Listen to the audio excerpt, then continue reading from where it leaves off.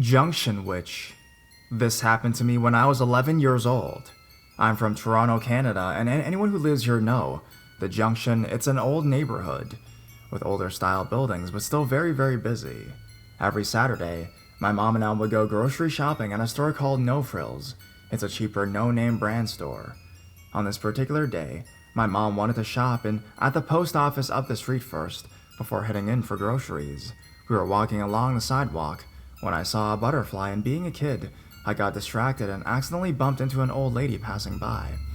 I felt a quick snag of my hair when we met, like it got caught in her clothes or something. My hair is very curly and it can sometimes act as a trap. I looked up at her and couldn't even speak. Her hair was gray, almost white even, and her face was dark and wrinkly. She had a scarf covering her head, but strands of hair were wildly blowing in the wind. She looked crazy. I stepped back and looked down at her hand, where she was holding a cane, and in her other hand she had a piece of my hair. My mom noticed I was stopped and came back to get me. My mom gave me shit and told me to watch where I was going. She smiled at the old woman, apologized, and we walked off. I remember I looked behind us to see if she was gone, and she was just staring at me, clenching the little tip of hair she had in her fist. It gets worse. That night, it was just about time for bed. At the time, my bedroom had two big windows right above my head. My mom tucked me in and I began to drift off to sleep. You know, those outer body experiences that people have? Well, I felt like I was having a dream about that. I could see my body from a distance, in some part of my room, sleeping quietly, soundly. Then my windows flew open and I heard a really unnerving cackle. It was an old woman with grayish and white hair, covering her face and wearing a black robe, or shawl. She grabbed me by my arms and took me back out the window. Now, how I got to this room or castle, wherever it was, I have no idea. That part of this nightmare was always hazy to me and still is. But it went from seeing what was happening to actually being in the dream, living it, experiencing it. God, it felt so real. I remember I was tied down and laying on my stomach. This old woman would poke my back repeatedly. She poked it with fingers, her cane, and sticks, all laughing while doing this to me. Then the dream would just stop, and I would wake up. But it didn't stop there. This had continued on for months, even years, to the point where I was about to lose my mind if it kept happening. I tried to tell my mom about it, but I just couldn't. I didn't know what to do. It had gotten to the point where I purposely didn't want to go to sleep in fear of that nightmare coming back over and over and over and over. This affected my school, personality, and social life as a kid. When I eventually told my mom about it and had to see someone, there was no sense to be made of it. No one believed me, so I gave up. As I said, this continued for 4 years or more, the same dream haunting me night after night. I ended up thinking of ways I could stop her or something, anything. I remember one night, I was 15 years old. I was having a sleepover with my best friend, we'll call her Anna. She told me that night, when we were both sleeping, she heard me and it woke her up. I was laying on my stomach face down, screaming into my pillow. She turned on the lights and was shocked to see my shirt halfway up my back, with red dots and marks all over it. This freaked her out and she tried to wake me up, but I just stopped making noises and rolled over. The following week, I was shopping at a big mall downtown with Anna, and just as we were leaving, an elderly woman stood in front of me at the door and said, "I know you. Sleep well." I was officially terrified at this moment, and just wanted to get the hell out of there ASAP. I am now 31 years old, and haven't had this dream for a very long time, which I am thankful for. In my conclusion, I believe this old woman from my dream was the same person from that day when I was 11. She was also the same woman in the mall as well. Could it have been by grabbing my hair that she somehow possessed and took control on my dreams and haunted me for all that time? To this day, I can't handle the thought of someone even dare standing behind me, let alone tapping me on my shoulders. I get extremely defensive if anyone does.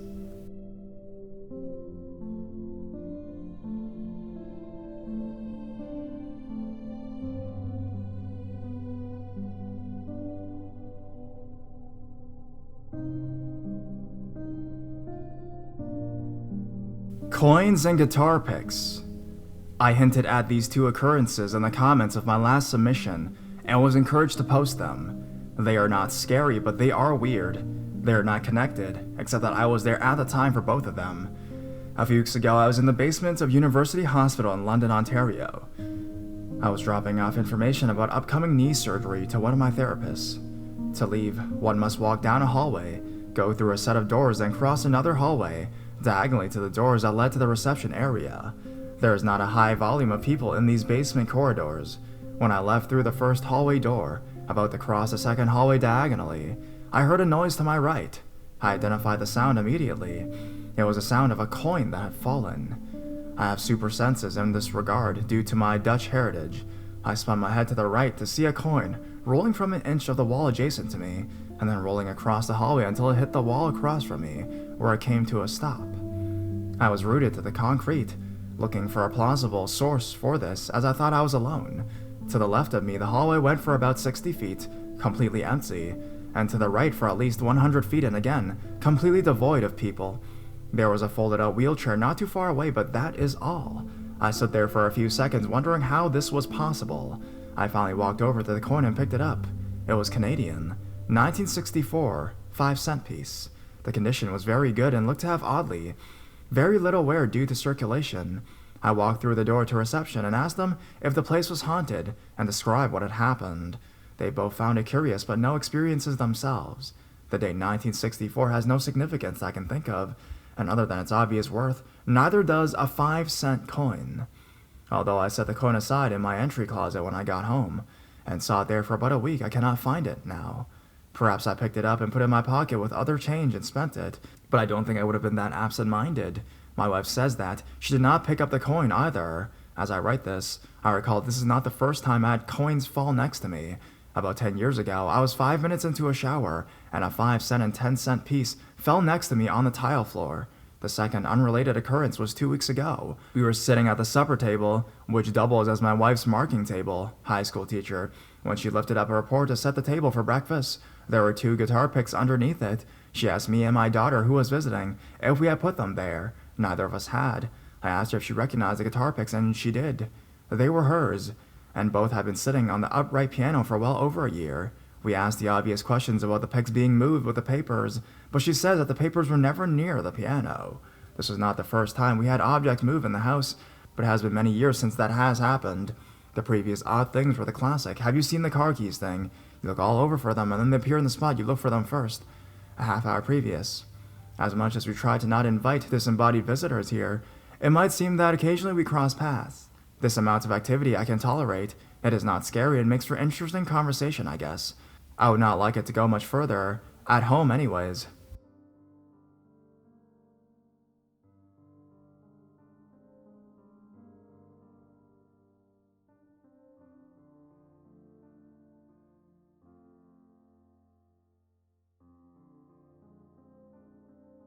Runnin' with a doend. This happened to me about 4 years ago. I was coming home from work one day. It was around 6 to 6:30, and here in Canada in the winter months, it's nighttime at this point. I was driving home, streetlights were on, and nothing unusual, except that I was leaving work. I saw what looked to me like a little boy in my rearview mirror, I'd say about 50 feet behind me in the middle of the parking lot. Kinda strange, but I didn't pay too much attention to it. And as I was driving home, I saw the same kid, or at that point, I thought it was a different kid, about 3 blocks from where my work is, and he was just staring at me as I drove by. I had a slight chill and I tried not to think much of it, but it was creepy. I only live about 7 minutes from my work, so it doesn't take me long to get back home. I didn't see him again until I was 2 blocks away. This time he was under a street lamp, so I got a better look at this kid, and to my surprise, it was not a kid at all. In Mexico, we call these creatures duendes. They are usually small, fairy-like creatures with the appearance of an old man. Their heights do vary, but I myself have never seen one to be the size of a child. He looked exactly like an old man as I drove past him, and about to turn the corner, I was freaking out at this point, and I just wanted to get home. This thing was following me. As I was on approaching the very last corner of my house, there he was again. I slammed on the brakes because there it was right in front of my car, just crossing the street. He looked up at me as he was walking past my car and gave me the most evil grin I've ever seen. I was about to run him over with my car, but I was frozen in place. As soon as he was on the other side of the street, I gunned it home. But I took one final glance in my rear view to see if he was still behind me. It was gone. He wasn't on the other side of the street or anything like that. I didn't care, but I was so frightened. I got home on my car and looked around to see if it was nearby. I was fortunate enough to not see it again. I made sure to look down the street both ways before going into my house. I got in, locked the door, closed the curtain, and tried to forget what I saw. Even my wife knew something had spooked me. I didn't tell her till the following day. I didn't want to scare her at the time. I hope I don't see it again.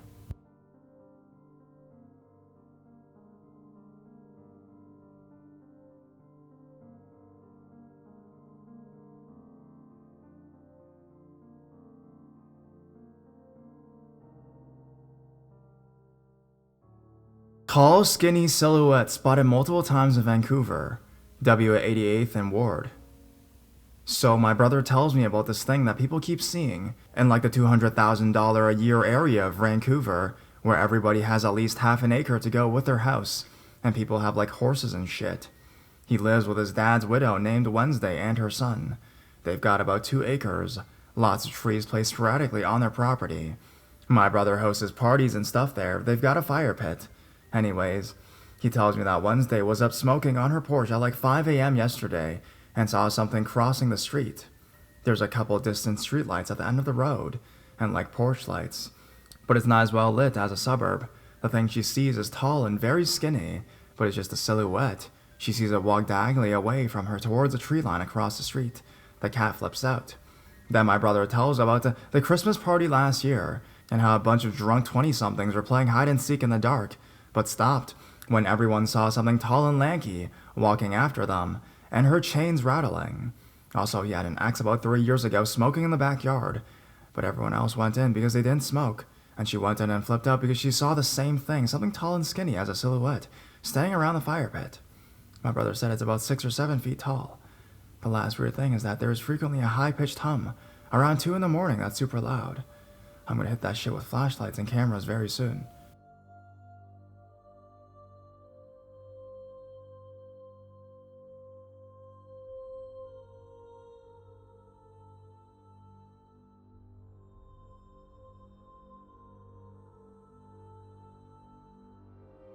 Saw a ghost 100% because I was too scared to run away.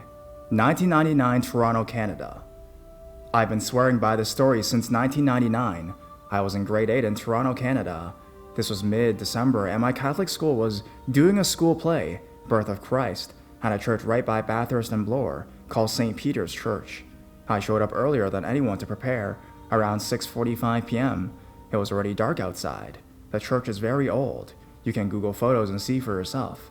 Anyways, the lights had been turned on in the basement, but light crept in from the floor above, so this hallway across the basement was partly lit. That light and adjusting my eyes allowed me to find the entrance to the bathroom door. That's where I saw him. It. I finished using the urinal. Remember, it was pretty damn dark in there, and I turned around to see the face of an old man, maybe 3 feet from my face. His gaze was a bit lower than my eyeline. He wasn't lit in any way like you'd see in a movie. You could easily make out the outline of his face that extended a bit under his neck. I remember that I was frozen in fear. I kept thinking I had to run away. It must have lasted 10 to 15 seconds. I lost track of time, but during that time, I distinctly remember thinking, if I close my eyes and run away, I will always doubt that I saw this. So I actually stared back at it and thought, this is happening. And that it clearly wasn't a living person, because you could still see through it while still seeing its outline. It had facial features. He looked like an older man, maybe 50 to 60 years old with short hair, and its expression was calm. It didn't look friendly, but it didn't move at all. It just stared right at me. At that time frame, I dashed to the door, turned, and ran out to the basement.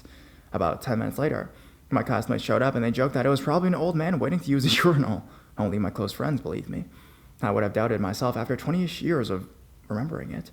But I actually inspected this thing, pure adrenaline. I was in disbelief and definitely remember feeling 100% that it wasn't a living person. I never had another encounter with anything paranormal. I'd like to know if anyone else who's been there has ever had this type of experience.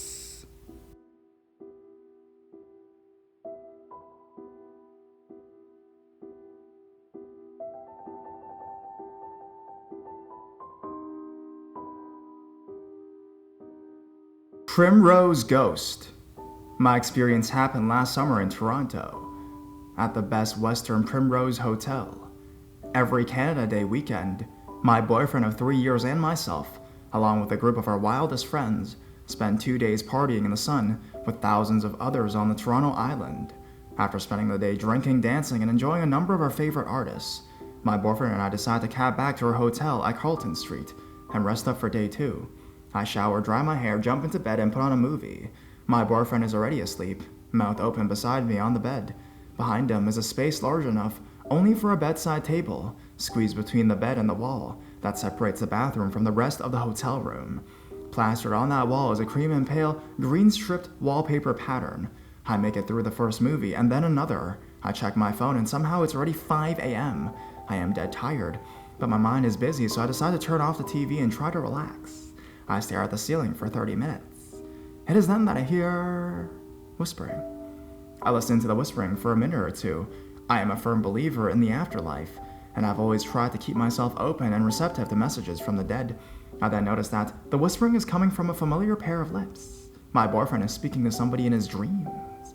His phrases are indistinguishable, but more entertaining than staring at a stucco ceiling until the sun rises, so I roll over and try to focus my eyes in the dim lighting of our room. After about a minute, I notice something moving, in a repetitive motion on the wall behind his face. It has a silverish hue, and almost looks like a small mass of water suspended in midair. It moves slowly back and forth above his moving lips. I realize that the liquid substance is in the shape of a hand, and that hand is attached to an arm, that arm to a body, and that body to a head. I can see the stripes from the wallpaper behind it. The streetlights from the window behind me are reflecting off of the curves and the arms, shoulders, and even strands of hair on this transparent figure. I sense curiosity as it waves its hand from right to left, over my boyfriend's face, in front of his closed eyes. It is as though the figure is testing him, seeing if he is aware of its presence. I am frozen on my side, holding my breath because somehow I know that if I move, this figure will realize I am awake and watching it. After about 20 seconds, the figure rises. It slowly turns towards the door and takes 5 steps away from us before it disappears into the shadows of the room. I leap onto my boyfriend in complete hysteria. What the hell was that?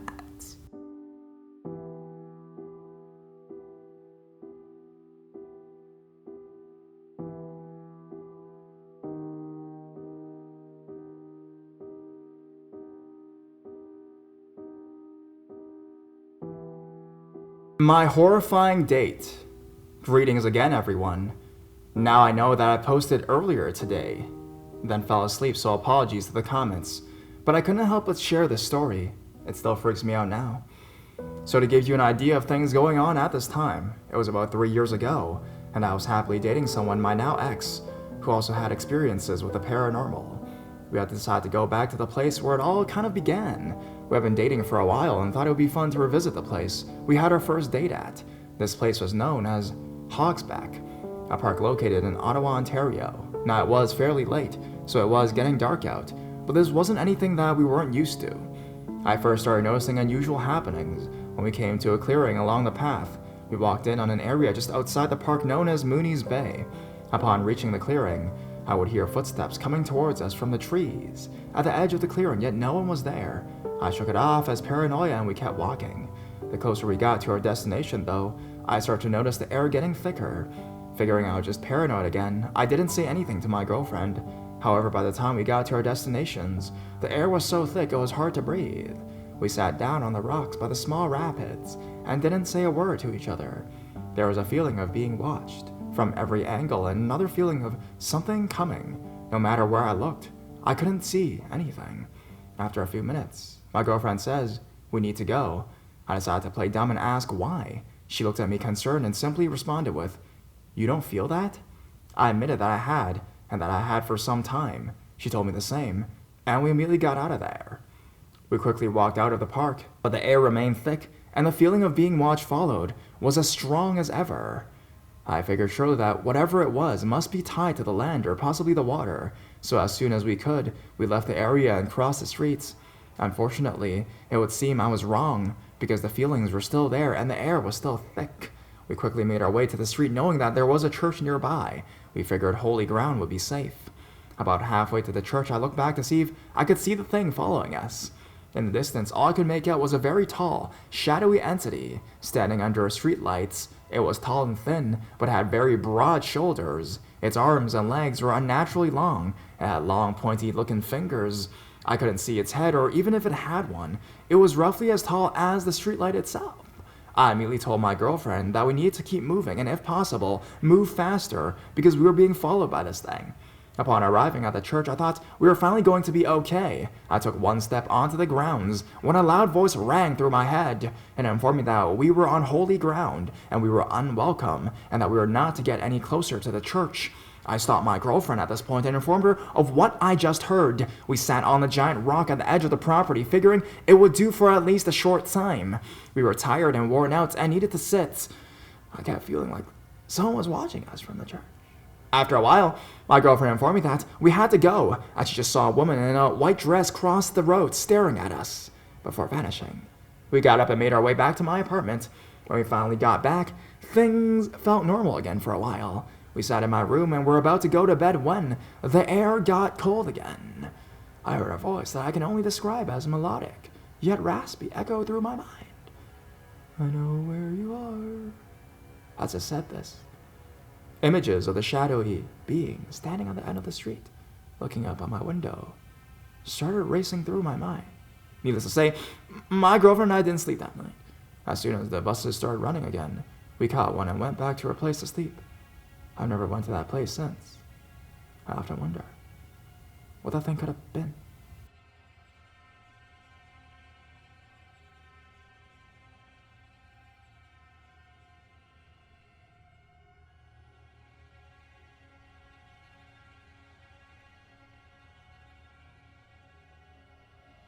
I saw a demon when I was about 9 to 10 years old. I lived in Canada, Ontario, Hamilton, with my family, my mother and 3 younger siblings. But I've seen something I can't explain without it being supernatural, so this is what happened. I went to visit my grandmother at Toronto. I always really loved my grandmother and still do to this day, but she always had some weird items and dolls around that would creep me out. That time, she had a very creepy looking doll under her bed. My smallest brother accidentally found it, and when I took a look at it, it gave me chills. It was a porcelain doll, only its head, and had a black teardrop on its face. My grandma instantly grabbed it out of my bro's hand and put it back under the bed. She said it was supposed to be there, as if that's where it would belong. That creeped me out even more. That night we slept there, and all night I couldn't sleep, because I felt like someone's watching me. Nothing more happened, at least there. My mom and grandma never really got along, so they were arguing about something, and we went back home to Hamilton the next night. We arrived late at about 10 or 11 p.m. When we went inside her house, I felt really strange. It felt cold and creepy, as if the house would have been haunted. We were really tired, so my mom just made us a place in the living room to sleep. All my brothers fell asleep. I was almost sleeping, and I suddenly heard someone flush the toilet. My mom was in a different room putting our clothes away, but I really didn't mind. I thought it must have been a neighbor or something. We lived in an apartment. Then after a short while, I heard it again. This time I was sure it was our toilet. And then I heard my mom saying my name as if she'd been asking me to help her. But I kind of acted that I was asleep. And then I've heard it again. But somehow I felt that it wasn't my mother calling my name. And the toilet flushed again. But then I got quite frightened. And then again she called. But this time I was sure it really wasn't her. So I got up and went to the small hallway that led towards a room. My mother was inside. It was open slightly. I could see that my mother was folding away our clothes, so that maybe she don't need help anymore, because she didn't say my name anymore. So I went to bed, and then again the toilet flushed, and my mom was calling me again. So this time, I decided to go to my mom in the room. As I started to walk on the hallway, I was frightened. I literally looked in every closet and room. In the middle of the hall was the bathroom, and its door was opened. I don't know how, but I couldn't go past the middle of the hall. I stopped exactly in the middle, where the bathroom was, and whatever I did, I could not move. Not even one more step. And then I turned towards the bathroom, and right before my eyes, I saw from nothing some smoke appear. And it formed into a beautiful woman, kind of Middle Ages style, with long dress, long hair, and it was totally made of smoke, clear white smoke, and it appeared right in front of the toilet. Guess what? It flushed again. I was totally horrified, and then it slowly turned to face towards me and started staring at me. When I got really frightened was when I realized that I can't move. I was and still am religious, so I was praying to God for help, and instantly, when I said his name, Jehovah, it disappeared. I felt kind of dizzy and went back to bed and almost instantly fell asleep. The same night, the fire bell rang, exactly at midnight, and everyone had to go out the building. But there was no fire. But I've heard that one fireman said to the other, "This is impossible. The no fire alarm glass is broken." So it literally went on its own. So this was my story. I tried to make it sort of, good. Sorry if the grammar is bad. English is my second language, so I'm wondering if anyone has anything similar happen with them. Note, I was fully awake, and yes, I know about sleep paralysis and hallucinations and stuff like that, but this was totally different. I know, because I've had all the above happen before. So that's it. Please let me know your stories. Much love, James.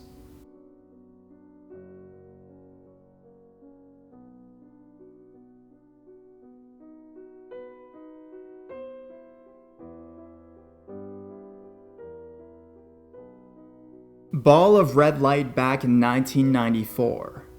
I have a question for anyone that has experienced this, or better yet, lived in the same area and saw the same thing. I have been thinking a lot about it recently, and I thought I'd come here to see if anyone could explain it. In 1994, when I was 4 years old, I lived in British Columbia, Canada. It was Christmas Eve, and I remember standing in my dark hallway of my house in the middle of the night. In front of me was my living room, and had a large window overlooking the town, and spanned the entire wall.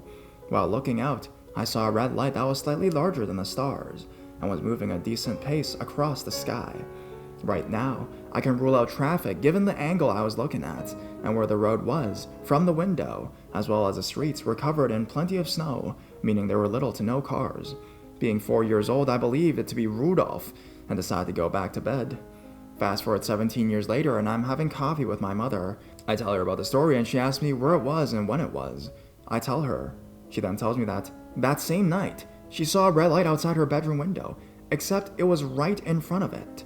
It passed through her window too and hovered above her bed for about 10 minutes. Needless to say, I was spooked. This story has bothered me since weird stuff apparently runs in our family.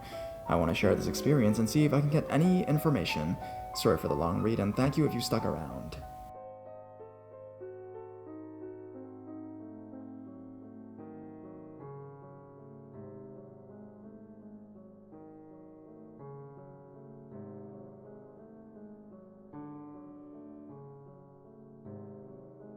Shopping mall ghost.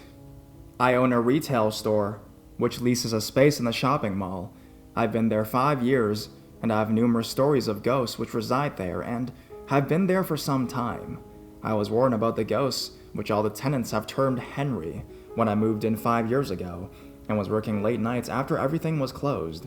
There are many experiences, but I'll focus on which one happened in my retail store. About a year and a half ago, I had a new employee hired with lots of experiences, so I gave her the keys to the store so she could open and close. One night, she was responsible for closing, and so she did. When we went into the store the next morning, the bathroom water in the sink was running on full blast, and the store was flooded. Over $20,000 in damage. At the time, I blamed it on the new employee leaving the water running the night before, until last week. My assistant and another employee opened the store as usual in the mornings, nothing out of the ordinary. After about 10 minutes, one went back into the back room because she heard something. The water in the sink in the bathroom was running full blast again. She asked the other girl if she had been in there, and she said she had not. She never even entered the back room. So one girl goes and turns it off and goes out into the store. She has to run to the back room again right after, and when she did, the fridge door was open in the lunchroom. Now, in order to get to the bathroom, you pass the fridge, and if the door is open, you can't pass because it's so small. So it's safe to say it wasn't open when she was there previous. She closed it and went about her day. Might I note the employee who thought flooded the store originally swears to this day she did not leave the water running. Do you think it's possible for a ghost to do this, and for what reasoning? The ghost has done everything from tearing everything up on my desk, putting papers everywhere and all over the floor, to throwing merchandise around in the store which we caught on camera. Should I get someone in? I had someone in before that could sense the paranormal, and he wasn't able to stay in my store due to the high amount of activity. Thoughts would be nice. Thanks.